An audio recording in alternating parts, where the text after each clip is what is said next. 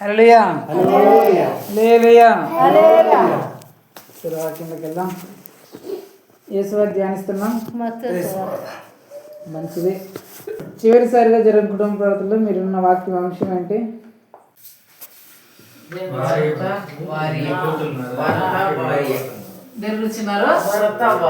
Very good, గుర్తొచ్చింది. భార్యాభర్తలు మీరు విడిపోతున్నారా లేకపోతే విడగొట్టబడుతున్నారా, వేరవుతున్నారా లేకపోతే వేరేమైనా చేయబడుతున్నారా అంశం గురించి దేవుడు మాట్లాడారు. భార్యాభర్తలు కొన్నిసార్లు విడిపోతుంటారు, వేరవుతుంటారు, మనస్పర్ధలు వస్తూ ఉంటాయి, రకరకాల పరిస్థితులు వస్తూ ఉంటాయి. దానికి కారణం ఎవరు? ఆ భార్యాభర్తలా లేకపోతే మూడో వ్యక్తి అని అంశం గురించి దేవుడు ఆ రోజు మాట్లాడినాడు. ఒకవేళ దానికి కారణం భార్య భర్త అయితే పరిస్థితి ఎలాగుంటుంది, మూడో వ్యక్తి అయితే పరిస్థితి ఎలాగుంటుంది అనే అంశంలో దేవుడు మాట్లాడుతూ మనకు ఆ రోజు తెలియజేస్తున్నాడు. హల్లెలూయా. కాబట్టి ఒకవేళ మీరు మర్చిపోతుంటే, చాలా రోజులు అయింది కాబట్టి మర్చిపోయి ఉంటే మన ఛానల్లో యూట్యూబ్లో ఉంటుంది కాబట్టి మీరు చూడండి, వినండి, ఆశీర్వదించండి. హల్లెలూయా. సరే, దేవుడు ఈరోజు ఏం మాట్లాడారో చూద్దాం. మత్తయి సువార్త 19వ అధ్యాయం 10, 11, 12. ఆయన శిష్యులు భార్యాభర్తల నుండి సంబంధము ఇట్టిదైతే పెళ్లి చేసుకున్నట్ట యుక్తము కాదని ఆయనతో చెప్పిరి. అందుకు ఆయన అనుగ్రహం నొందిన వారు తప్ప మరి ఎవరునూ ఈ మాటలను అంగీకరించలేదు.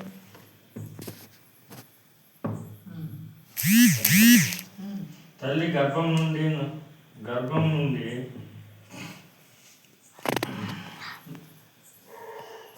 నృశంకులుగా పుట్టిన వారు గలరు. మనుషుల వలన నృశంకులుగా చేయబడిన నృశంకులను గలరు. పరలోక రాజ్య నిమిత్తము తమ్మును తామే నశింపుకులుగాను చేసుకొని నశింపులను గలరు. ఈ మాటను అంగీకరించిన గలవాడు అంగీకరించిన గాక అని వారితో చెప్పాను. హల్లెలూయా. దేవుడి వాక్యం ద్వారా మనందరితో మాట్లాడను గాక. ఇక్కడ ఆయన శిష్యులు ఏం చెప్తున్నారంటే, చెప్పాం కదా, భార్యాభర్తలు దేవుడు జతపరిచిన తర్వాత వారిని ఎవరు వేరు చేయకూడదు. వేరు చేయబడితే పరిస్థితి చాలా డేంజర్గా ఉంటుంది. విడాకులు కానీ విడిపోవడం కానీ ఇలాంటివన్నీ చేయకూడదు. అలా చేస్తే దేవుని కార్యానికే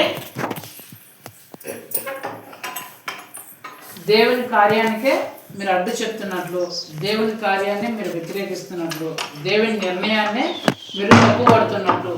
కాబట్టి ఎవరు కానీ భార్యాభర్తలని వేరు చేయకూడదు. అంటే భార్యాభర్తల మధ్య మనస్పర్ధలు వచ్చే పరిస్థితి రానివ్వకూడదు అనే దేవుడు చెప్తూ ఉన్నాడు వాళ్ళకి, శిష్యులందరికీ చెప్తూ ఉంటే, అప్పుడు శిష్యుడు ఆయన ఏమన్నానంటే, ప్రభువా, అయితే భార్యాభర్తలు ఎవరిని వేరు చేయకూడదు అంటున్నారు, అది దేవుడు ఏర్పడుతున్న కార్యం అంటున్నారు. ఒకవేళ వేరు పడితే ఆ భార్య వల్ల కానీ, ఆ భర్త వల్ల కానీ, ఆ మూడో వ్యక్తి వల్ల కానీ ఆ భార్యాభర్తలు వేరు పెడితే పరిస్థితులు చాలా భయంకరంగా మారుతాయి అంటున్నారు కదా. అయితే పరిస్థితులు ఇంత భయంకరంగా ఉండేటంటే అసలు పెళ్లి చేసుకోకపోతే ఈ రంపు ఏది, ఈ రచ్చ ఏదో ఉండదు కదా అని అన్నారంట. ఏమన్నారంట? అసలు పెళ్ళే చేసుకోకపోతే ఈ రచ్చలు ఏమి లేవు కదా, ఈ ఇబ్బందులు ఏమి లేవు, ఈ తిప్పలు ఏమి లేవు కదా అని అంటే, యేసుప్రభు వెంటనే అంటున్నమాట అంటే, అనుగ్రహింపబడిన వారికి తప్ప మరి ఎవ్వరికి అది ఇవ్వకూడదంట. అక్కడ రాయబడిన మాట, అందుకైన అనుగ్రహము నొందిన వారు తప్ప మరి ఎవరును ఈ మాటను అంగీకరింపలేరు. ఎవరికైతే దేవుని అనుగ్రహం ఉంటుందో వాళ్ళు మాత్రమే ఈ మాటను అంగీకరిస్తారంట. ఏ మాటని? పెళ్ళి చేసుకోకపోతే బాగుంటుంది, ప్రశాంతంగా ఉండొచ్చు, పెళ్ళి చేసుకోకపోతే ఏ తిప్పలు ఉండవు అనే మాట ఎవరైతే దేవుని అనుగ్రహం పొందుంటారో వాళ్ళు మాత్రమే అంగీకరిస్తారంట. మిగిలిన వాళ్ళు అంగీకరించారంట. మిగిలిన వాళ్ళు ఏమంటారు, అమ్మ పెళ్ళి చేసుకోకపోతే ఎట్లా, పిల్లలు లేకపోతే ఎట్లా, కుటుంబం లేకపోతే ఎట్లా అని అంటారంట. కానీ ఎవరైతే దేవుని అనుగ్రహం, కరుణ, దయ పొందుకొని ఉంటారో వాళ్ళు మాత్రమే అవును నిజమే, పెళ్ళి చేసుకోకపోతే చాలా మంచిది, చాలా గొప్పది అని అనుకుంటారంట అని చెప్తూ కింద ఏం చెప్తున్నాడంటే, తల్లి గర్భము నుండి నపుంసకులుగా పుట్టిన వారు కలరు, మనుష్యుల వలన నపుంసకులుగా చేయబడిన నపుంసకులు కలరు. పరలోక రాజ్యము నిమిత్తము తమ్మును తామే నపుంసకులుగా చేసుకున్న నపుంసకులు కలరు. ఈ మాటలను అంగీకరింపగలవాడు అంగీకరించునుగాక అని వారితో చెప్పాను. ఇక్కడ దేవుడు చెప్తున్న మాట, తల్లి గర్భం నుండి నపుంసకులుగా పుట్టిన వారు ఉన్నారంట. నపుంసకులు అంటే ఎవరు తెలీదా? నపుంసకులు అంటే హిజ్రాలు. ఎవరు? హిజ్రాలు. నపుంసకులు అని ఎవరు అంటారు? హిజ్రాల్ని నపుంసకులు అంటారు. తల్లి గర్భం నుండి కొందరు హిజ్రాలుగా పుడతారంట. వాళ్ళు గర్భంలో పుట్టడమే హిజ్రాలుగా పుడతారు. రెండోది, కొందరు తమకు తాము హిజ్రాలుగా మార్చుకుంటారు, హిజ్రాలుగా మారిపోతారు. కొందరు పరలోక రాజ్యం నిమిత్తము హిజ్రాలుగా చేయబడతారు అని దేవుడి వాక్యము చెప్తుంది. ఇందులో నుంచి నేను ఈరోజు మీకు అందరికి చెప్పాలనుకుంటున్న వాక్యం ఏంటంటే 11వ వచనం.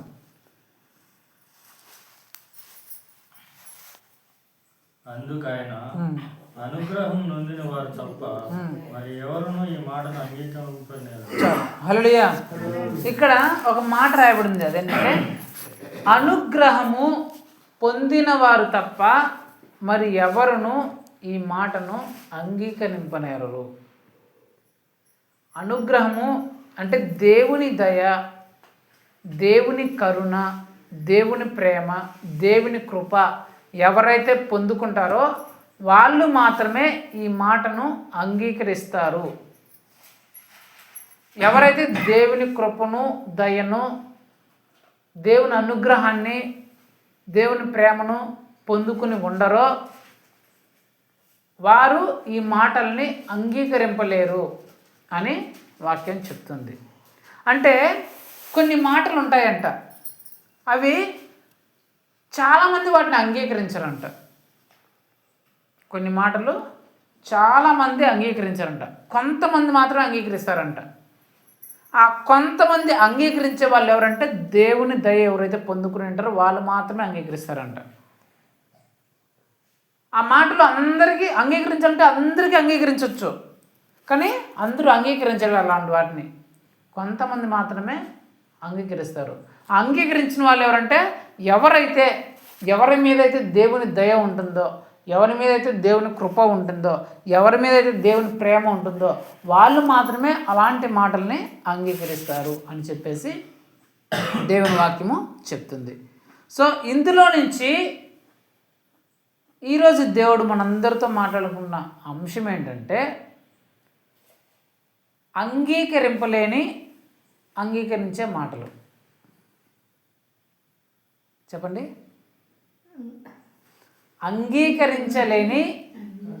అంగీకరించాల్సిన మాటలు. అర్థమైందా? వాటిని యాక్చువల్గా అంగీకరించలేం, ఆ మాటల్ని అంగీకరించలేం, కానీ అంగీకరించాలి.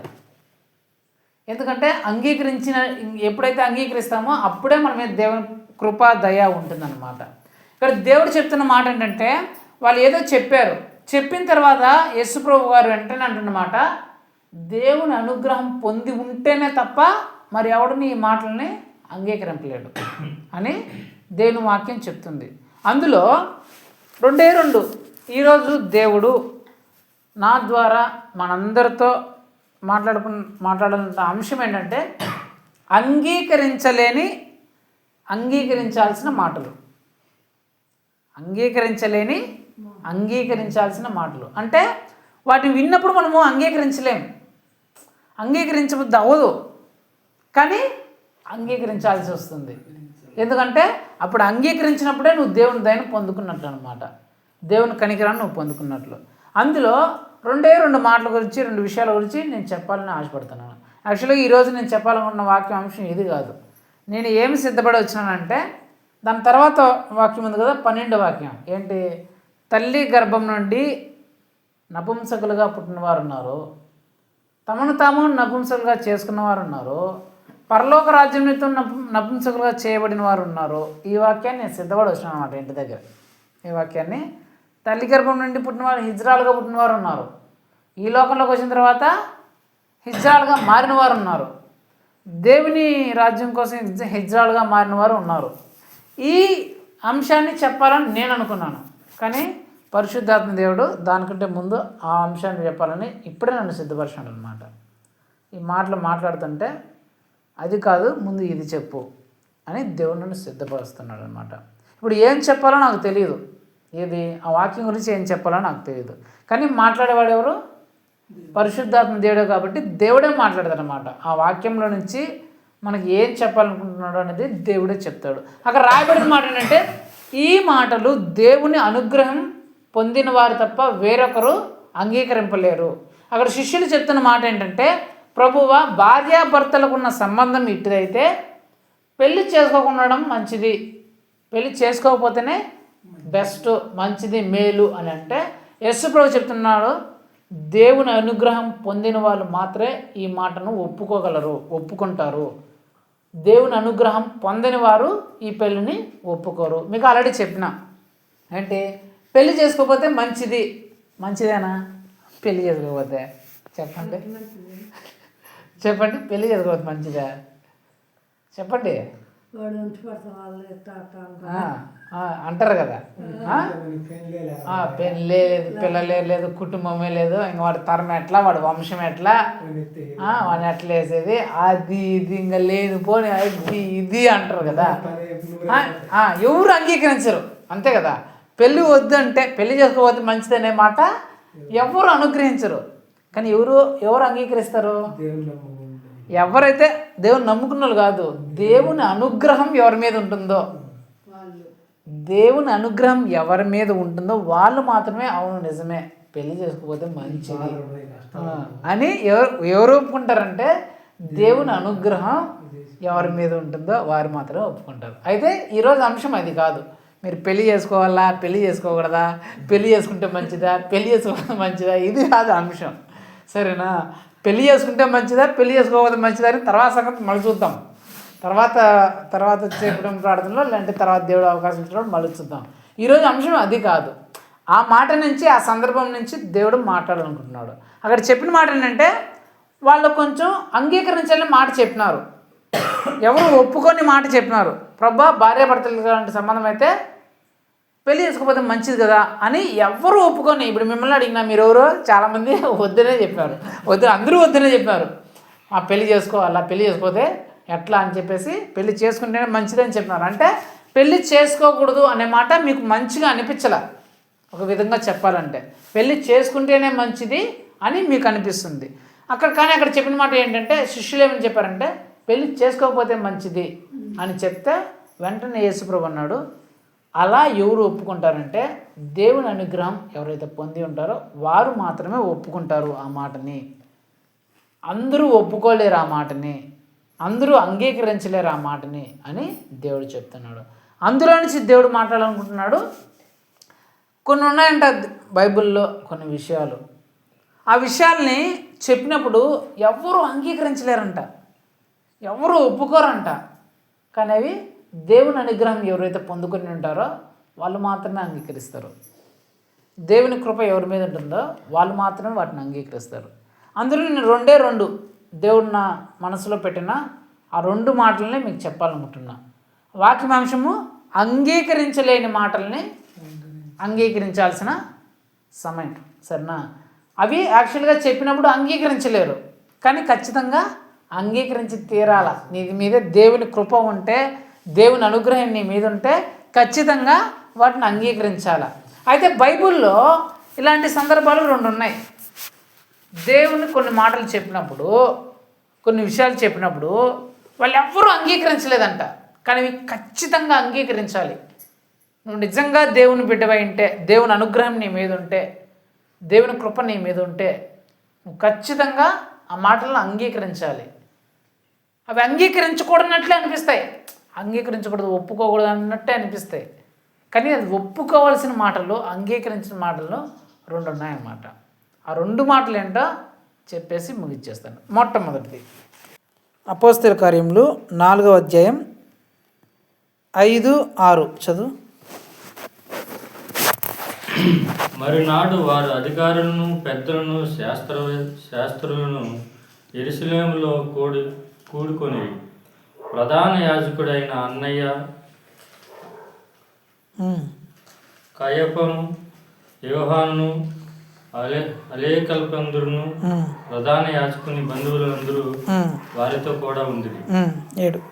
వారు పేతురును యెహోవాను మధ్యను నిలబెట్టి, మీరు ఏ బలము చేత ఏ నామమును బట్టి దీని చేతురని అడుగగా, 10 మీరందరూ ఇశ్రాయేలు ప్రజలను తెలుసుకోవలసిన దేవనగా, మీరందరూ ఇశ్రాయేలు ప్రజలందరూ తెలుసుకోవాల్సిందేమనగా, మీరు సిలువ వేసినట్టు మృతుల్లో నుండి దేవుడు లేపినట్టు నజరేయుడైన యేసుక్రీస్తు నామమునే వీడు స్వస్థత పొంది మీ ఎదుట నిలిచున్నాడు. 12 మరి నిలువ వలన ఎవని వలనను రక్షణ కలదు. ఈ నామమునే మనము రక్షణ పొందవలను గాని ఆకాశం క్రింద మనుషులలో ఇయ్యబడిన ఏ నామమున రక్షణ పొందలేము అని. చాలు. ఇక్కడ జరిగిన సందర్భం ఏంటంటే, అక్కడ పరిసయ్యులు, సద్దూకయ్యులు, ప్రధాన యాజకులు ఉన్నారు. వీళ్ళెవరంటే ధర్మశాస్త్రాన్ని, మోషే ధర్మశాస్త్రాన్ని పాటిస్తున్నవారు, యూదా మతానికి చెందినవారు, మోషే ధర్మశాస్త్రాన్ని పాటిస్తున్నవారు. వాళ్ళు మోషే ధర్మశాస్త్రం తప్ప వేరొక దాన్ని నమ్మరు, వేరొక దాన్ని విశ్వసించరు అన్నమాట. అలాంటి సమయంలో యేసు ప్రభు గురించి ప్రకటించబడుతుంది. యేసు ప్రభు గురించి పేతురు గారు నిలబడి వాళ్ళందరి ముందు ఎదురు చెప్తున్నాడు. యేసు అనే నామంలోనే రక్షణ ఉంటుంది తప్ప మరి ఏ నామంలోనూ రక్షణ లేదు. మీరు ఎవరినైతే హింసించారో, ఎవరినైతే కొట్టారో, ఎవరినైతే సిలువ వేసి చంపారో ఆ యేసుక్రీస్తు యొక్క నామంలోనే రక్షణ ఉంటుంది తప్ప మరి ఏ దాంట్లోనూ ఏ నామంలోనూ మీకు రక్షణ కలగదు, పరలోకానికి మీకు వెళ్ళరు అని చెప్తున్నారు. ఎవరితో? వేరే మతస్థులతో.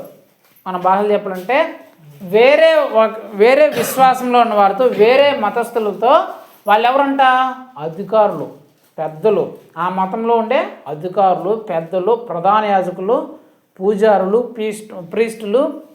ఇంకా చెప్పాలంటే వాళ్ళు ఎవరంటే పరిసయ్యులు, సద్దూకయ్యులు, పెద్దలు, శాస్త్రులు. అంటే వాళ్ళ శాస్త్రాల్లో బాగా చదివిన వాళ్ళు, బాగా జ్ఞానవంతులు, వాళ్ళ గ్రంథాలని బాగా చదివిన వాళ్ళు, వాళ్ళ మత గ్రంథాలని బాగా చదివిన వాళ్ళు ఉన్నారు, పెద్దలు ఉన్నారు, రోజు పూజలు చేసేవాళ్ళు, పునస్కారాలు చేసేవాళ్ళు, బలులు అర్పించేవాళ్ళు, వాళ్ళ ధర్మశాస్త్రాన్ని, వాళ్ళ విశ్వాస గ్రంథాలని బాగా పాటించే వాళ్ళందరూ అక్కడ నిలబడుకున్నారు.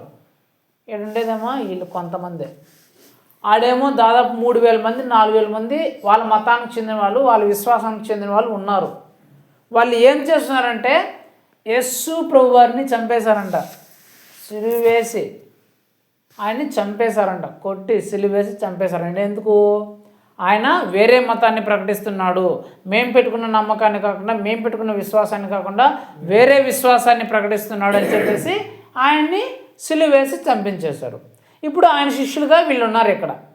అక్కడేమో చాలామంది ఆ వేరే మతాన్ని, వేరే విశ్వాసాన్ని ప్రకటిస్తున్న వారు ఉన్నారు.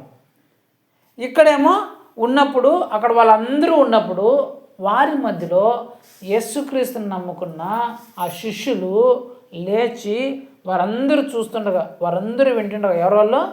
వాళ్ళ గ్రంథాలని బాగా చదివిన వాళ్ళు, ఎప్పుడు ఆ విశ్వాస గ్రంథంలోనే నడుచుకున్న వాళ్ళు, అదే వాళ్ళ విశ్వాసం, అదే వాళ్ళ నమ్మకం, ఇదే నిజం, ఇదే నిజం, వేరేది నిజం కాదు, ఇదే నిజమని వాళ్ళు అనుకున్న నిజంలోనే ఉంటున్న వాళ్ళు, పెద్దలు, అధికారులు, గొప్ప గొప్ప వాళ్ళందరూ అక్కడ ఉన్నారనమాట.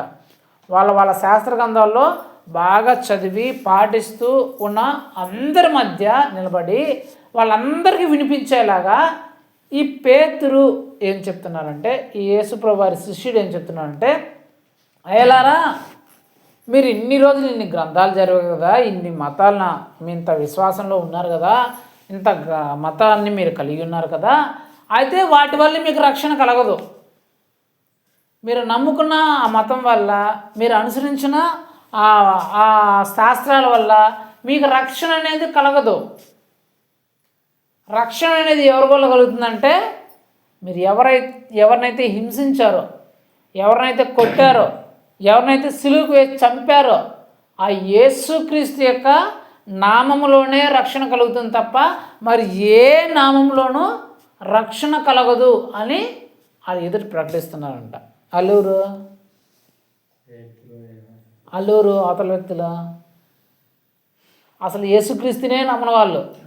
యేసుక్రీస్తు అంటేనే పళ్ళు పటపటపడా కొరికేవారు. యేసుక్రీస్తు అంటేనే పళ్ళు పటపటా కొరికేవాళ్ళు. యేసుక్రీస్తు అంటేనే యేసుక్రీస్తు సంబంధించిన వాళ్ళు అంటేనే ఎప్పుడెప్పుడు చంపేద్దామా అని ఎదురు చూస్తున్న వాళ్ళు. యేసుక్రీస్తు ప్రజలు అంటేనే ఎప్పుడెప్పుడు దాడి చేసి వాళ్ళని భయక్రాంతి చేసి వాళ్ళు చేసుకునే ప్రార్థనని ఆరాధనని చెదరగొట్టేద్దామా అనుకుంటున్న వాళ్ళు. ఈ యేసుక్రీస్తు సంబంధించిన వాళ్ళు ఉండకూడదు, వీళ్ళని రూపం ఆపేయాలా, వీళ్ళు అసలు ఉండకూడదు, వీళ్ళలాగా నాశనం చేసేయాలా అనుకుంటున్న ఆ వ్యక్తుల వాళ్ళు. మా మతమే గొప్పది, మా విశ్వాసమే గొప్పది, మేము నమ్ముకునేదే నిజము, ఇదే మాకు నిజము అని, అది నిజమో అబద్ధమో అర్థం కాకపోయినా, అది నిజమని తెలియకపోయినా, అబద్ధమని తెలియకపోయినా, అది మూఢనమ్మకం అని తెలియకపోయినా సరే మేము అనుకున్నదే నిజము, ఇదే నిజమనే ఒక మూఢనమ్మకంలో, మూఢ భక్తిలో, మూఢ విశ్వాసంలో ఉంటున్న ప్రజలు ఎప్పుడెప్పుడు యేసు ప్రభు అనే దాన్ని ఉండనీయకుండా చేసేయాలా, యేసు అనే ఆ వ్యక్తిని లేకుండా చేసేయాలా అనుకుంటాన్న ఆ ప్రజల మధ్య నిలబడి యేసే నిజమైన రక్షకుడు, యేసు ప్రభువే దేవుడు, ఆయన వల్లనే రక్షణ దొరుకుతుంది తప్ప మరి ఎవ్వరి వలన రక్షణ దొరకదు అంటే వాళ్ళు అంగీకరిస్తారా? ఆ మాటలు అంగీకరించే మాటలేనా?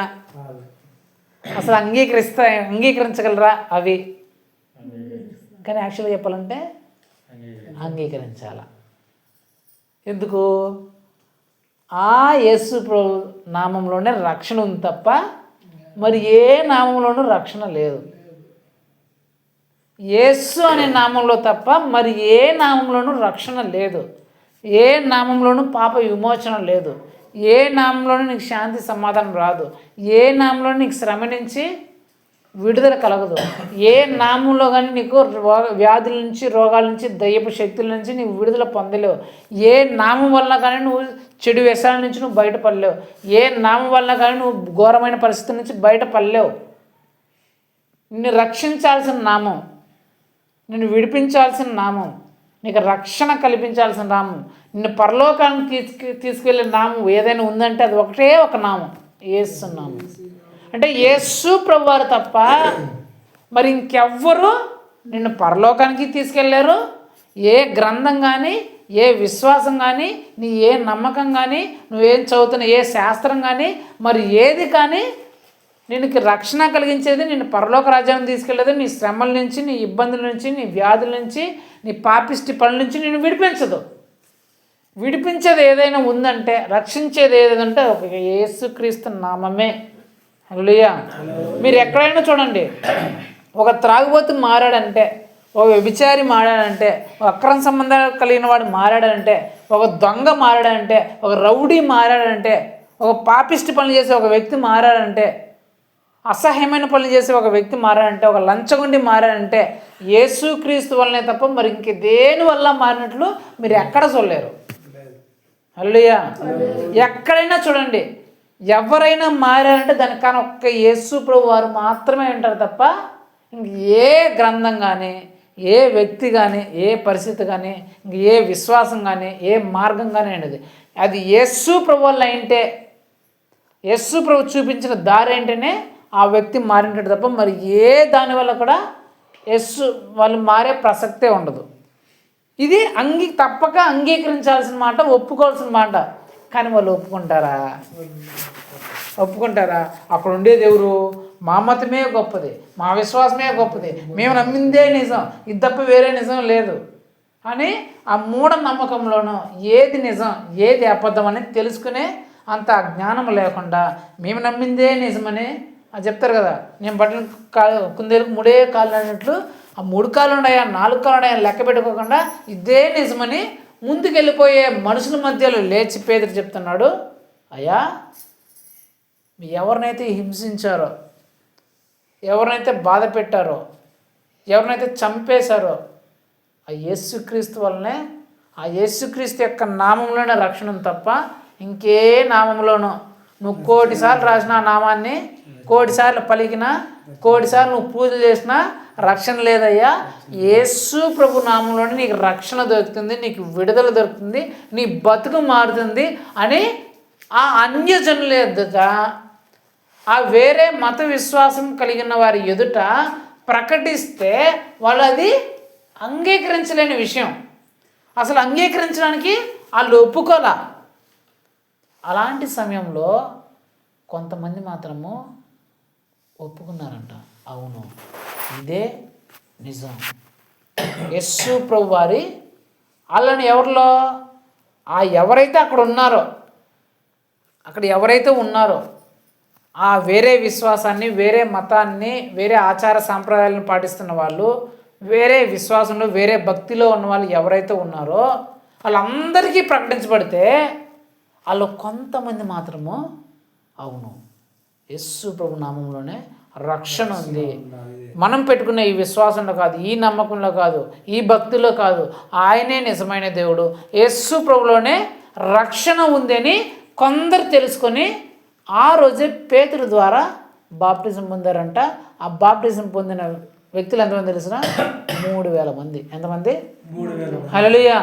ఒకే రోజు ఎప్పుడైతే ఆ మాట ప్రకటించబడిందో, యేసు ప్రభులోనే రక్షణ ఉంది తప్ప మరి ఏ నామంలోనూ రక్షణ లేదు అని ఎప్పుడైతే ప్రకటింపబడిందో, అక్కడ ఉన్న అనేక మంది జనాల్లో దేవుని అనుగ్రహం పొందుకున్న ఆ 3,000 మంది మాత్రమే ఆ మాటను అంగీకరించి రక్షణ పొందుకున్నారు. ఆ మాట ఏమో అందరికీ ప్రకటించబడింది, కానీ అందరూ దాన్ని అంగీకరించలా, అందరూ దాన్ని ఒప్పుకోలా. కానీ ఒప్పుకోవాల్సిన విషయం నిజం, అది సత్యం. అది ఆ సత్యాన్ని పొందుకున్న వాళ్ళు, ఆ నమ్మిన వాళ్ళు, అంగీకరించిన వాళ్ళు ఎవరంటే, ఎవరికైతే దేవుని అనుగ్రహం వాళ్ళ మీద ఉండిందో ఆ 3,000 మంది మాత్రమే ఆ మాటను అంగీకరించి దాన్ని ఒప్పుకొని ఆ రక్షణలోకి వచ్చారంట. సో దీని నుంచి నేను ఏం చెప్పాలనుకుంటున్నానంటే, రకరకాల వ్యక్తులు సమాజంలో ఉన్నప్పుడు వాళ్ళకున్న విశ్వాసాన్ని బట్టి, వాళ్ళు చదువుతున్న గ్రంథాలను బట్టి వాళ్ళు ఏమనుకుంటారంటే, మా గ్రంథం ద్వారానే, మా విశ్వాసం ద్వారానే, మా మతం ద్వారానే, మా దేవుడి ద్వారానే రక్షణ ఉంది, విడుదల ఉంది, మంచి మార్గం ఉంది అని విశ్వసిస్తుంటారు. కానీ వారు తమ గ్రంథాలను కానీ, తాము విశ్వసిస్తున్న వారిని కానీ జాగ్రత్తగా పరిశీలించినప్పుడు అది నిజమా అబద్ధమా అని వాళ్ళకి తెలుస్తుంది. ఏది నిజము, ఏది అబద్ధమని వాళ్ళకి తెలుస్తుంది. చాలామంది అలా తెలుసుకోకుండానే నిజమైన దేవుని బిడ్డల్ని, క్రైస్తవుల్ని, ఏ నామంలో అయితే రక్షణ ఉందో, ఏ దేవుడైతే బ్రతుకులు మార్చగలడో, ఏ దేవుడైతే కుటుంబాలను కట్టగలడో, ఏ దేవుడైతే పాపిష్టి వాళ్ళని మార్చగలడో, ఏ దేవుడైతే శాంతిని సమాధానం ఇవ్వగలడో, ఏ దేవుడైతే కుటుంబంలో సమస్యలను గొడవలను తీసివేయగలడో, ఏ దేవుడైతే శాంతిని ప్రశాంతత నెమ్మది నా కుటుంబంలో కలుగజేయగలడో, ఆ దేవుణ్ణి రక్షణగా స్వీకరించే విషయంలో ఏ ప్రజలైతే ప్రకటిస్తూ ఉంటారో వాళ్ళని హింసించే వాళ్ళు ఎక్కువ అంట. వాళ్ళు చెప్పే మాటలను అంగీకరించిన వాళ్ళే ఎక్కువగా ఉంటారు. ఇదేరా నిజమైన రక్షణ? ఒకసారి మీరు చూడండి, మీ మూఢనమ్మకం ఉండదండి, ఏది నిజమో ఏది అబద్ధం ఒకసారి మీరు తెలుసుకోండి. ఏది మిమ్మల్ని విడిపిస్తుంది, ఏది మిమ్మల్ని రక్షిస్తుంది, ఏది మీ బతుకులు మారుస్తుంది ఒకసారి ఆలోచించండి అంటే వాళ్ళు అంగీకరించారన్నమాట. ఆ మాట విడరన్నమాట. ఆ మాట. కానీ వాళ్ళల్లో కూడా కొందరు ఉంటారంట ఆ మాట వినేవాళ్ళు, ఆ మాటను అంగీకరించేవాళ్ళు. ఇప్పుడు మీరందరూ కూర్చున్న వాళ్ళు, మీరందరూ ఒకప్పుడు మీరు పుట్టినప్పటి నుంచే క్రైస్తవులా? పుట్టినప్పటి నుంచే మీరు యేసుక్రీస్తుని నమ్ముకున్నారా? యేసుక్రీస్తు గురించి మీ తాతలు కానీ, మీ తండ్రులు కానీ, మీ తరతరాలు కానీ మీరు యేసుక్రీస్తుని నమ్ముకున్నారా ఎప్పుడైనా? ఎవ్వరూ లేరు. అయితే మీకు వాక్యం ప్రకటించబడిందా లేదా? మీకు ఒకరికి మాత్రమే ప్రకటించిందా? ఊర్లో వాళ్ళందరికీ ప్రకటించబడిందా? వాక్యం ప్రతి ఒక్కరి దగ్గరికి ప్రకటించబడింది. ఈ ఊరిలోనూ పక్క ఊరిలో అందరిలోనూ ప్రకటించబడింది. మరి మీరు మాత్రమే ఎందుకు రక్షణలోకి వచ్చినారు, వారు మాత్రం ఎందుకు రక్షణలోకి రాలేదు? ఇంకా మా విశ్వాసమే గొప్పది, మాది ఇదే నిజమని ఎందుకు అనుకుంటారు? మీరు మాత్రమే ఎందుకు వచ్చినారు? ఎందుకు వచ్చినారు? ఒకటే కారణం. అందరికీ ఆ మాట ప్రకటింపబడింది. ఏ మాట? యేసు వలనే రక్షణ తప్ప మరి ఏ నామంలోనూ రక్షణ లేదనే మాట అందరికీ ప్రకటింపబడింది. అయితే ఎవరి మీద దేవుని అనుగ్రహం ఉండిందో వాళ్ళు మాత్రమే ఆ మాట నమ్మి విశ్వసించి దేవుని రక్షణలోకి వచ్చినారు. అలాగే ఈ మాట ఈ ఊర్లో చుట్టుపక్కల అందరికీ ప్రకటించబడింది. యేసు ప్రభువే నిజమైన దేవుడు. మీరు కావాలంటే చూడండి, గ్రంథాలను పరిశీలించండి, మీ మత గ్రంథాలని, మీ గ్రంథాలు ఏం చెప్తున్నాయో, మీ మార్గాలు ఏం చెప్తున్నాయో పరిశీలించండి, అప్పుడు మీకు అర్థమవుతుంది అని చెప్పినప్పుడు ఆ మాట అందరికీ ప్రకటించబడింది. కానీ ఆ మాటను స్వీకరించిన వాళ్ళు నమ్మి ఇక్కడ కూర్చొని రక్షణలో ఉన్న వాళ్ళు ఎంతమంది? ఈ 5 కుటుంబాలు. ఎందుకంటే దేవుని అనుగ్రహం వారి మీదకి వచ్చింది కాబట్టి. వీళ్ళు అంగీకరించారు, వాళ్ళు అంగీకరించలేకపోయినారు.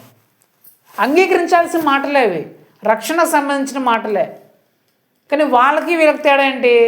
వాళ్ళు అంగీకరించాల్సిన మాట వాళ్ళు అంగీకరించలేదు.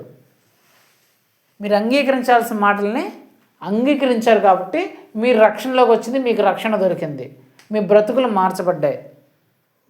ఒకప్పుడు బ్రతుకులు లాంటి బ్రతుకులు లేకుండా ఇప్పుడు మీరు విడుదల పొంది ఒక మంచి గౌరవం కలిగిన ఆ బ్రతుకును జీవిస్తూ ఒక మంచి స్థితిలో ఉన్నారంటే కారణం ఒకటే, మీరు నిజమైన రక్షణ మీకు ప్రకటించబడినప్పుడు మీరు దాన్ని అంగీకరించారు. హల్లెలూయా. సో మొట్టమొదటిది ఏంటంటే నిజమైన రక్షణ ప్రకటించినప్పుడు చాలామందికి అది అంగీకరించకూడదు అనేది అనిపిస్తుంది. ఇది అంగీకరించలేని మాట అనేది అనిపిస్తుంది. కానీ అది ఖచ్చితంగా అంగీకరించాల్సిన మాట. అది ఎవరు అంగీకరిస్తారంటే దేవుని అనుగ్రహం ఎవరైతే పొందుకొని ఉంటారో వాళ్ళు మాత్రమే దాన్ని అంగీకరిస్తారు. ఎవరు పడితే వాళ్ళు దాన్ని అంగీకరించరు. సో మొట్టమొదటి ఏంటంటే రక్షణను గూర్చి సువార్త ప్రకటించినప్పుడు అది చాలామందికి అంగీకరించలేని మాటగా ఉంటుంది. అయితే దేవుని అనుగ్రహం పొందిన వారు మాత్రమే దాన్ని అంగీకరిస్తారు. హల్లెలూయా. రెండోది యోహాను సువార్త 6వ అధ్యాయం 53వ వచనం. కావున యేసు ఇట్లనెను, మీరు మనుషుని కుమారుని శరీరం తిని ఆయన రక్తం త్రాగితేనే గాని మీలో మీరు జీవము గలవారు కారు. నా శరీరం తిని నా రక్తం త్రాగువాడే నిత్య జీవం గలవాడు. అంత్య దినమున నేను వారిని లేపుదును. నా శరీరం నిజమైన ఆహారము, నా రక్తం నిజమైన పానీయై ఉన్నది. నా శరీరం తిని నా రక్తం త్రాగువాడు నా యందును నేను వాని యందును నిలిచి ఉండేదను. చాలు. యేసు ప్రభువారు చెప్తున్న మాట. యేసు ప్రభువారు ఎప్పుడు చెప్తున్న మాట? ఇలాగే భూమి మీదకి వచ్చి ఇట్లా మనుష్య రూపంలో ఉండి ప్రజలందరూ ఇట్లా ఉంటే చెప్తున్న మాట. మీరు కూర్చోన్నారు కదా, ఇట్లా. ఇప్పుడు ఎవరున్నారు ఇక్కడ? ప్రవీణ్ ఉన్నాడు ఇక్కడ. ఇప్పుడు నేను మీకు ఏం చెప్తున్నా అంటే, జోసెఫ్ అన్న, నువ్వు నా శరీరాన్ని తింటేనే, నా రక్తాన్ని తాగితేనే నువ్వు బతుకుతావు, నీకు ఆరోగ్యం అంటే నువ్వు ఒప్పుకుంటావా? నువ్వే ఉండవు. జోసెఫ్ అన్న చూడు, నన్ను నా శరీరాన్ని చూడు, కండలు చూడు ఎట్లుండాయి. ఈ కండలు నువ్వు కోసుకొని తింటేనే, నా రక్తం ఉంటుంది కదా, ఆ రక్తాన్ని నువ్వు తాగితేనే నువ్వు బతుకుతావు, బలంగా ఉంటావంటే నువ్వు ఒప్పుకుంటావా? మామూలుగా చెప్పండి. ఒక మనిషి శరీరాన్ని తిని రక్తాన్ని తాగు అంటే వెంటనే మనకు వచ్చే ఆలోచన ఏంటి? మేమేమన్నా దయ్యాలమా, మేమేమన్నా నరమాంస భక్షకులమా, మనిషిని తినమంటాడు ఏంటి? మనిషిని ఎట్ట తినేది, మనిషి రక్తం ఎట్ట తాగేది అనుకుంటారు లేదా? ఏదో కోడి అయింటే ఆ కోడి మాంసం తింటాడు కూడా మాకు తెలుసు. ఇదేంది ప్రవీణ్ గారు ఎట్ట చెప్తున్నాడు, నా శరీరం తిను నా రక్తం తాగు అంటారు అని ఎవరైనా అనుకుంటారు లేదా? అక్కడ శిష్యులు అనేక మంది ఉన్నారంట. అలాగా దేవుని మాట్లాడడానికి శిష్యులే. ఎవరు? యేసుక్రీస్తుని నమ్ముకున్న బిడ్డలే అనేక మంది ఉన్నారు అక్కడ. చాలామంది ఉన్నారు, చాలామంది కూర్చున్నారు. యేసుప్రభు కూడా ఇలాగుండి వాళ్ళతో చెప్తున్నాడు. వాళ్ళందరూ చూపిస్తూ, వాళ్ళందరూ చెప్తూ, నన్ను చూస్తున్నారంటే చూస్తున్నాం ప్రభు అంటున్నాడు. చూస్తున్నామయ్యా అంటే ఆయన చెప్తున్నాడు. నా శరీరాన్ని చూస్తున్నారంటే చూస్తున్నామే, నాలో రక్తం ఉందంటే ఉందేనంట. అయితే మీరు ఏం చేయాలంటే, నా శరీరాన్ని ఎవరైతే తింటారో, నా రక్తాన్ని ఎవరైతే తాగుతారో ఆడే బ్రతుకుతాడు, ఆడే జీవిస్తాడు అని చెప్పాడంట యేసుప్రభు. వాళ్ళందరూ చూసి ఏం చెప్పాడంట, నా శరీరాన్ని, మనుష్య కుమారుని శరీరాన్ని ఎవరైతే తింటారో, మనుష్య కుమారుని యొక్క రక్తాన్ని ఎవరైతే తాగుతారో వాళ్ళే బ్రతుకుతారు.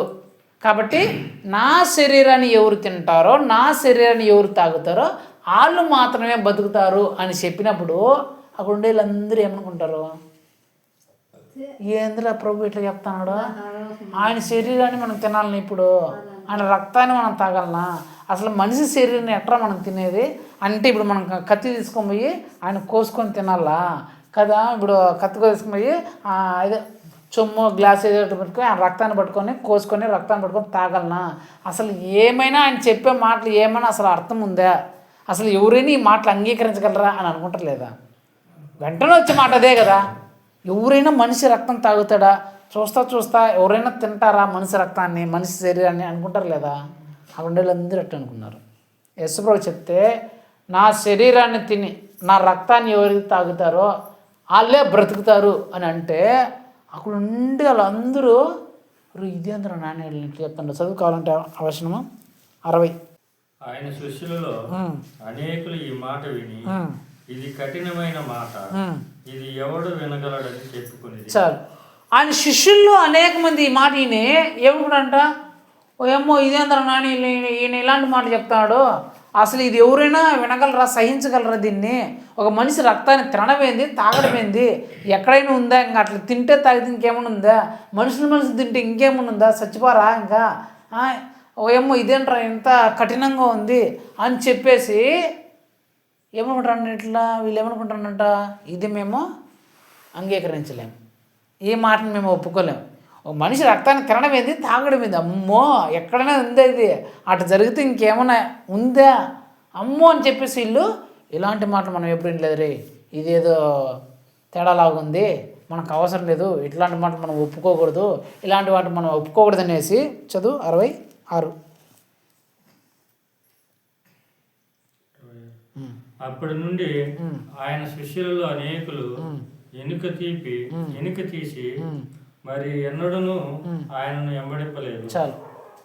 అప్పటి నుండి ఏం చేశారంట, శిష్యుల్లో చాలామంది వెనక్కి వెళ్ళిపోయారంట, ఆయనతో పాటు రాలేదంట. మళ్ళీ ఇంత కఠినమైన మాటలు చెప్తాంట ఆయన, ఈయన ఎందుకు శరీరాన్ని తినాలంట, రక్తాన్ని తాగాలంట, ఇదేమన్నా కోడే కోసుకొని తినేదానికి, అదే కోడి రక్తం అంత పట్టుకొని తాగడానికి, మనిషి శరీరాన్ని తినాలంట, మనిషి రక్తాన్ని తాగాలంట, ఇట్లా ఎవరైనా చెప్తారా, ఇట్లా మనం కానీ చేస్తే మళ్ళీ చూసేవాళ్ళు మనల్ని ఏమనుకుంటారు, మనం చంపేయరా, ఇదేంద్రా మనిషి శరీరాన్ని కోసుకొని తింటాను, మనిషి రక్తాన్ని తాగుతాను అనుకుని మనల్ని ఏం చేస్తారు, ఈయనేంటి ఇలాంటి మాటలు చెప్తానని చెప్పేసి, ఇది కఠినమైన మాట, దీన్ని మనం ఒప్పుకోకూడదు వినకూడదని చెప్పేసి, ఈయన ఇలాంటి మాటలు ఏం చెప్తానని చెప్పేసి ఆయన వదిలేసి వెళ్ళిపోయారంట. ఎవరు? యేసుక్రీస్తుని నమ్ముకున్న వాళ్ళే, శిష్యులుగా ఎంచబడిన వాళ్ళే, అద్భుతాలు ఆశ్చర్యకార్యాలు చూసిన వాళ్ళే, దేవుడు ఎన్నో గొప్ప మేళ్ళు అద్భుతాలు ఆశ్చర్యకాలు చూసి అనుభవించిన వాళ్ళే యేసు ప్రభువారు ఒక కఠినమైన మాట చెప్తే, ఇది మనకు వద్దులేరా, ఇంకేనా వెంబడించడం మనకు అవసరం లేదని చెప్పేసి వెళ్ళిపోయినారు. చాలామంది అట్లా ఉంటారు. యేసుక్రీస్తు ద్వారా ఎన్నో అద్భుతాలు పొందుకుని ఉంటారు వాళ్ళ జీవితంలో, యేసుక్రీస్తు చేయగా ఎన్నో అద్భుతాలు చూసింటారు, యేసుక్రీస్తు చేయగా ఎన్నో అద్భుతాలు వినింటారు, స్వయంగా వాళ్ళు పొందుకుని ఉంటారు. యేసుప్రభు చేసింటే ఇతరుల జీవితాలు చేస్తుంటే చూసింటారు, స్వయంగా వేరే దగ్గర చేస్తుంటే వినింటారు, ఓహో యేసుక్రీస్తు ఎలా చేస్తుంటే అలా చేస్తుంటే వినింటారు. కానీ ఏదైనా కొన్ని కఠినమైన మాటలు చెప్పారనుకో, దేవుడు ఏదైనా కొన్ని కఠినమైన మాటలు చెప్పాడనుకో, అబ్బో మనకి ఇష్టం లేదు రే, ఎట్లయితే మనకు కష్టమో, మనం వెళ్ళిపోదాము, ఇది మనం చేయలేంలే, ఇది మనం పాటించలేంలే, మనం వెళ్ళిపోదాం, మన దారి మనం దూసుకొని చాలామంది వెళ్ళిపోయారంట. యేసుప్రభు ఆ మాట చెప్పినప్పుడు, నా శరీరాన్ని తాగండి, నా రక్తాన్ని తినండి, అప్పుడే మీరు బ్రతుకుతారు, మీరు జీవిస్తారు అని చెప్పినప్పుడు, ఇది కఠినమైన మాట, మనం వినలేము, మనం వెళ్ళిపోదాము అని చెప్పేసి ఆయన వెంబడించుకున్నాం. మళ్ళీ వాళ్ళు పాత మార్గంలోకి వెళ్ళిపోయారంట. వెళ్ళిపోతే ఇప్పుడు చదువు 67. కాబట్టి యేసు మీరు కూడా వెళ్ళిపోవాలని ఉన్నారా అని 12 మందిని అడుగుగా, సీమోను పేతురు, ప్రభువా, ఎవని వద్దకు వెళ్ళుదుము, నీవే నిత్య జీవపు మాటలు కలవాడు నీవే దేవుని పరిశుద్ధతని మేము విశ్వసించి ఎరిగి ఉన్నామని ఆయనతో చెప్పాను. చాలు. సో అనేక మంది వెళ్ళిపోయినారు. ఆ కఠినమైన మాట విన్నప్పుడు ఇది మనం అంగీకరించలేము అని చెప్పేసి అందరూ వెళ్ళిపోయినారు. అప్పుడు 12 మంది శిష్యులను చూసి యేసుప్రభువు అంటున్నాడు, మీరు కూడా వెళ్ళిపోతారా ఈ మాటను విని? ఇప్పుడు మీరు కూడా వెళ్ళిపోవాలనుకుంటున్నారా అని అంటే వెంటనే పేతురు ఏమంటున్నాడంట, అయ్యా ఎక్కడ పోతామయ్యా? ఎక్కడికి పోయేది? నీవే నిత్య జీవపు మాటలు గలవాడు.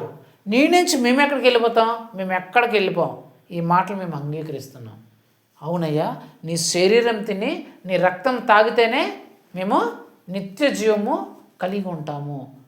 మీ శరీరం మేము తినకపోతే, మీ రక్తం మేము తాగకపోతే మేము మృతుల్లాగా మారిపోతాము అని ఆ మాటలను నమ్మిన వాళ్ళు ఎంతమంది అంట? 12 మంది మాత్రమే. ఆ మాట అందరికీ ప్రకటించబడిందా లేదా? అది అంగీకరించే మాట కాదా? తప్పక అంగీకరించే మాట. యేసుక్రీస్తు శరీరము నువ్వు తినకపోతే, యేసుక్రీస్తు ప్రభువారి రక్తం త్రాగకపోతే నీకు పరలోక రాజ్యం లేదు. నిత్య జీవం అంటే ఏంది చెప్పండి? నువ్వు నరకాన్ని తెప్పించుకొని స్వర్గాన్ని పోవడం. నువ్వు నరకాన్ని తెప్పించుకొని స్వర్గాన్ని పోవాలంటే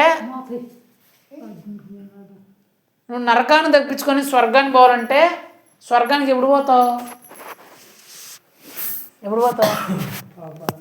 ఎప్పుడు? పాపాలన్నీ క్షమించినప్పుడు, కడిగేసుకున్నప్పుడే పోతాయి. నీ పాపాలన్నీ ఎప్పుడు క్షమించబడతాయి చెప్పండి? ఎప్పుడు? యేసు ప్రభు రక్తంలో నువ్వు కడగబడినప్పుడే నీ పాపాలు క్షమించబడతాయి. యేసు ప్రభు యొక్క శరీరాన్ని నువ్వు తిన్నప్పుడే ఆ బలము చేత నువ్వు పరలోకాన్ని చేరుకుంటావు. అంటే నీ పాపాలు పోవాలంటే యేసు ప్రభు రక్తంలో, ఆ పరిశుద్ధ రక్తంలో నువ్వు కడగబడాలి. నీకు ఆ నిత్య జీవం వెళ్ళేందుకు నీకు బలం కావాలంటే నీకు ఆయన శరీరం అనే ఆహారం నువ్వు భుజించాల, తినాల. అంటే అది అంగీకరించే మాట. అది ఖచ్చితంగా తప్పక అంగీకరించే మాట. మనం ప్రతి బలలో ఎందుకు బల తీసుకుంటామంటే గడిచిన కాలంలో ఏమైనా పాపములు చేసింటే, ఒకవేళ తెలుసో తెలియక ఏమైనా తప్పులు చేసింటే ఆ బల్ల తీసుకున్నప్పుడు ఆ పాపములు కడిగివేయబడతాయి అనే ఉద్దేశంతో మనం ఆ బల్ల తీసుకుంటాం. ఆ బల్ల తీసుకున్నప్పుడు మన పాపములు, గత కాలంలో చేసిన పాపములు కడిగివేయబడతాయి. కాబట్టి మనం పరిశుద్ధంగా ఒకవేళ చనిపోయినా పరలోకానికి చేరిపోతాం. అంటే నిత్య జీవాన్ని మనం పొందుకుంటాం. ఒకవేళ ఆ శరీరం నువ్వు తినకపోతే, ఆ రక్తాన్ని నువ్వు త్రాగకపోతే నువ్వు చనిపోతే ఎక్కడ పోతావు? నరకంలో పోతావు. మరణమే. దేవుడు చెప్పింది అదే. నా శరీరం తిని నా రక్తాన్ని తాగితేనే నీకు నిత్య జీవం. అంటే నా శరీరాన్ని ఎప్పుడైతే తింటావో, నా రక్తాన్ని ఎప్పుడైతే తాగుతావో అప్పుడు నువ్వు పాపం నుంచి క్షమించబడి ఆ మరణం వచ్చినా సరే నువ్వు పరలోకానికి వెళ్ళిపోతావు. ఎందుకు? పాపములన్నీ లేవు కాబట్టి. ఒకవేళ నువ్వు తినకపోతే, త్రాగకపోతే పాపంలోనే ఉంటావు. కాబట్టి చనిపోయిన తర్వాత నువ్వు నరకంలోకి వెళ్ళిపోతావు అని దేవుడు చెప్పినాడు. అది అంగీకరించాల్సిన మాట, ఒప్పుకోవాల్సిన మాట, ఖచ్చితమైన నిజమైన మాట. కానీ చాలామంది ఏం చేశానంట? అంగీకరించకుండా ఇంత కఠినమైన మాట మనం వినలేమని చెప్పేసి దేవుడిని విడిచిపెట్టి వెళ్ళిపోయినారు. మళ్ళీ వాళ్ళ పాత జీవితంలోనికి వెళ్ళిపోయినారు. వాళ్ళు నాశనం అయిపోయినారు. కానీ ఈ 12 మంది మాత్రము ఎందుకు అంగీకరించాలంటే కారణం ఒకటే, వారి మీద దేవుని అనుగ్రహం ఉంది కాబట్టి. అందరికీ ప్రకటించబడింది ఆ మాట. నా శరీరం తింటే, నా రక్తం తాగితేనే మీరు నిత్య జీవం గల వాళ్ళు అవుతారని. బాప్టిజం అనేది అందరికీ ప్రకటించబడుతుంది. మీరు బాప్టిజం తీసుకుంటేనే మీ పాపం నుంచి మీరు కడగబడతారు, మీ పాపం నుంచి మీరు విముక్తి చేయబడతారు. అప్పటి నుంచి చేసిన పాపములన్నీ యేసుప్రభువు వారు ఆ బాప్టిజం, నీటి బాప్టిజం ద్వారా మీ పాపములు, మీ రక్తంలో, ఆయన రక్తంలో మీ పాపములన్నింటినీ కడిగి వేస్తాడని చెప్పేసి బాప్టిజ కార్యక్రమం అందరికీ ప్రకటించబడుతుంది. చర్చిలో అందరికీ ప్రకటించబడుతుంది. కానీ కొంతమంది మాత్రమే బాప్టిజం తీసుకునే వాళ్ళు చాలామంది ఉంటారు. కానీ కొంతమంది మాత్రమే మేము తీసుకుంటాము అని కొంతమంది మాత్రమే ముందుకు వస్తారు. కారణం ఏంటి కారణము? అనుగ్రహం వాళ్ళ మీదకి వచ్చి ఉంటుంది. మిగిలిన వాళ్ళకి ప్రకటించబడినా కూడా వాళ్ళ పశ్చాత్తాప మనసు కానీ, అనుగ్రహం పొందుకున్న తీరు కానీ వాళ్ళ జీవితంలో ఉండదు. కాబట్టి ఆ బాప్టిజంలోనికి వాళ్ళు రారనమాట. ఒకవేళ నువ్వు బాప్టిజంలోకి రాకుండా నువ్వు అలాగైనా చనిపోతే ఖచ్చితంగా నీకు ఎక్కడ పోతావు? నువ్వు నరకం పోతావు. ఎందుకు? నువ్వు యేసుక్రీస్తు శరీరాన్ని తినలేదు, యేసుక్రీస్తు రక్తాన్ని నువ్వు తాగలేదు. అంటే నీ పాప క్షమాపణ నుంచి నువ్వు విడుదల పొందలేదు కాబట్టి ఆ బాప్టిజం కార్యక్రమం నీలో జరగకపోతే, ఆ బాప్టిజం అనుభవం నీలో లేకపోతే, ఒకవేళ మరణిస్తే నిత్య నరకంలో కంటే మరణంలోనికి వెళ్ళిపోతావు. ఎవరైతే ఆ బాప్టిజాన్ని పొందుకొని ఆ యేసుప్రభు రక్తంలో కడగబడి యేసుప్రభు వారి శరీరం తింటారో త్రాగుతారో వారు పాపం నుంచి క్షమించబడి విడుదల పొంది మరణించినప్పుడు పరలోకంలోనికి అంటే నిత్య జీవాన్ని పొందుకొని పరలోక రాజ్యంలో నిత్యము బ్రతుకుతాడు, జీవిస్తారు. హల్లెలూయా. అంటే ఈ బాప్టిజం అనే కార్యక్రమము యేసుక్రీస్తు శరీరాన్ని తినాలి త్రాగాలి అనే ఈ అంశము అందరికీ ప్రకటించబడుతుంది. అందరికీ ప్రకటించినప్పుడు దేవుని అనుగ్రహం పొందిన వారు మాత్రమే దాన్ని ఒప్పుకొని అంగీకరించి ఆ బాప్టిజం కార్యక్రమానికి వచ్చి ఆ పాపం నుంచి కడగబడి నిత్య జీవనం పొందుకుంటున్నారట. చాలామంది అంగీకరించాల్సిన ఆ మాటని అంగీకరించకుండా వదిలేసి మరలా వాళ్ళ ఇష్టం వచ్చినట్లు బ్రతుకుతున్నారు అని దేవుని వాక్యము చెప్తుంది. సో 2 అంశాలు మీకు తెలియబడి ఉన్నాయి. ఈ 2 అంశాలు అంగీకరించాల్సిన మాటలే, కానీ అంగీకరించలేదు చాలామంది. ఎవరు అంగీకరించారంటే దేవుని అనుగ్రహం ఎవరైతే పొందుకుని ఉన్నారో వాళ్ళు మాత్రమే అంగీకరించారు. అంగీకరించాల్సిన మాటల్లో 2 మాటలు నేను చెప్పాను. మొట్టమొదటిది ఏంటంటే రక్షణ కార్యం. రక్షణను గురించి నీకు ప్రకటించినప్పుడు నీలాగానే అందరికీ ప్రకటించబడింది. అనేక మందికి ఆ రక్షణ ఆ సువార్త ప్రకటించబడింది. ఆ రక్షణ ప్రకటించినప్పుడు చాలామంది దాన్ని అంగీకరించలేకపోయారు. అయితే దేవుని అనుగ్రహం పొందుకున్న వారు మాత్రమే ఆ రక్షణాన్ని అంగీకరించారు, ఆ రక్షణలోకి వచ్చారు. రెండోదిగా బాప్టిజం అనే ఆ కార్యాన్ని ప్రకటించినప్పుడు అనేక మంది దాన్ని అంగీకరించాల. దేవుని అనుగ్రహం పొందుకున్న వారు మాత్రమే దాన్ని అంగీకరించి ఆ బాప్టిజం కార్యక్రమాన్ని బాప్టిజాన్ని తీసుకున్నారు. అంటే ఈ 2 ఖచ్చితంగా అంగీకరించాల్సిన విషయంలే. ఆ రక్షణ కార్యం కావచ్చు, ఆ బాప్టిజం కావచ్చు, 2 ఖచ్చితంగా అంగీకరించాల్సిన మాటలు. కానీ అవి ప్రకటించబడినప్పుడు అంగీకరించలేని విధంగా, ఎవరు ఒప్పుకోలేని విధంగా అవి అనిపించే వాళ్ళకి. కానీ దేవుని అనుగ్రహం పొందుకున్న వారు మాత్రమే వాటిని అంగీకరించి ఆ రక్షణలోకి వచ్చి ఆ బాప్టిజం పొందుకొని నిత్య జీవానికి సిద్ధమవుతున్నారు. అంగీకరించలేని వాళ్ళు వెళ్ళిపోయి నరకానికి పాత్రలుగా నరకానికి సిద్ధపడుతున్నారు. అయితే మనం ఎలాగున్నాం, మన జీవితం ఎలాగుంది, మనల్ని మనం పరీక్షించుకోవాలి. యేసుక్రీస్తే నిజమైన దేవుడు. యేసుక్రీస్తుని నమ్మితేనే నీకు రక్షణ కార్యం దొరుకుతుంది, నీకు నీ కుటుంబానికి నీ ఇంటికి రక్షణ వస్తుందని నీకు ప్రకటించినప్పుడు అది రక్షించలేని వార్తగా నీకు అనిపిస్తున్నా దాన్ని నువ్వు అంగీకరిస్తున్నావా, అంగీకరించట్లేదా?